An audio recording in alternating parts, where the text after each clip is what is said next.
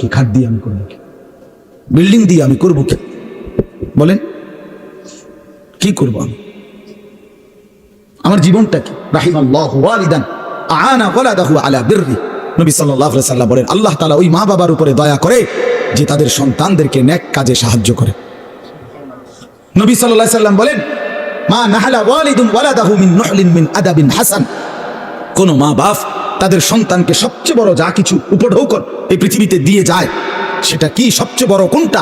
নবীজি বলছে আদাবুন হাসান, উত্তম আখলাক, উত্তম দ্বীন, উত্তম আদব। এটা যারা শিখিয়ে গেল তারাই তাদের সন্তানকে সর্বশ্রেষ্ঠ নিয়ামত দিয়ে গেল। রাসূলুল্লাহ সাল্লাল্লাহু আলাইহি ওয়াসাল্লাম বললেন, নবীজি বলছে, এক সাহাবী জিজ্ঞেস করছে, ইয়া রাসূলুল্লাহ মা হাক্কুল ওয়ালাদ, সন্তানের হক কি? আলাল ওয়ালিদ, পিতামাতার উপরে। নবীজি বলছেন, আন ইউহসিনা ইসমাহু ওয়া ইউহসিনা আদাবাহু। নবীজি বলছে তার প্রথম হক দুইটা, তার জন্মের পরে তার একটি সুন্দর নাম রাখা, আরেকটা হক তাকে উত্তম আদব, উত্তম আখলাক শিখায়। হযরত আলী রাদিয়াল্লাহু তাআলা আনহু বলছেন, কোরআনে আছে, ইয়া আইয়ুহাল্লাযীনা আমানু কু আনফুসাকুম ওয়া আহলিকুম নারা। হে ঈমানদারগণ, তোমরা তোমাদের নিজেদেরকে এবং পরিবার পরিজনকে জাহান্নামের আগুন থেকে বাঁচাও।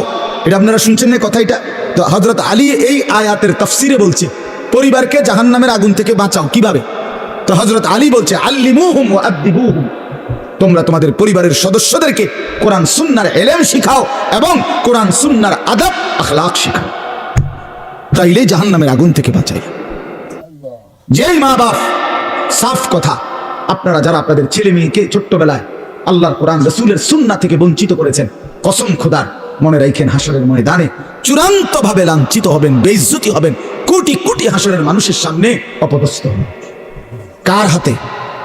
কার হাতে লাঞ্ছিত হবেন? আপনার ছেলেটার হাতে, আপনার মেয়েটার হাতে, অন্য কারো বেড়াইতে হাতে না, আমনের ফুতের হাতে।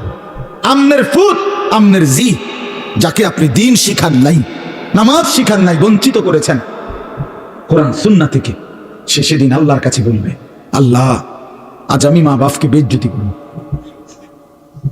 ওরা আমারে বরবাদ করে দিছে, আজ আমি জাহান্নামী হলাম ওদের খামখেয়ালির কারণে। 7 বছর বয়সে আল্লাহ আমি কিছুই বুঝতাম না, 6 বছর বয়সে আমি অবুঝ ছিলাম।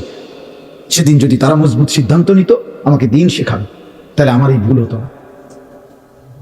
রব্বানা গালাবাত আলাইনা শিকওয়াতুনা, কোরআনে আছে, জাহান্নামী জাহান্নামের ভীষণ আগুনে উথাল পাতাল ঢেউ খাবে, আর আল্লাহকে বলবে, আল্লাহ আমার এই কপাল মন্দ, আমি দুর্ভাগা কপাল নিয়ে আসছি,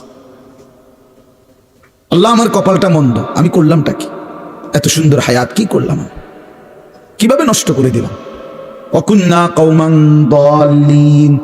আর জাহান্নামী বলবে, আল্লাহ আমি এক পথভ্রষ্ট গ্রুপের, সম্প্রদায়ের এক পথভ্রষ্ট গ্রুপ, নাফরমান গ্রুপের অন্তর্ভুক্ত ছিল।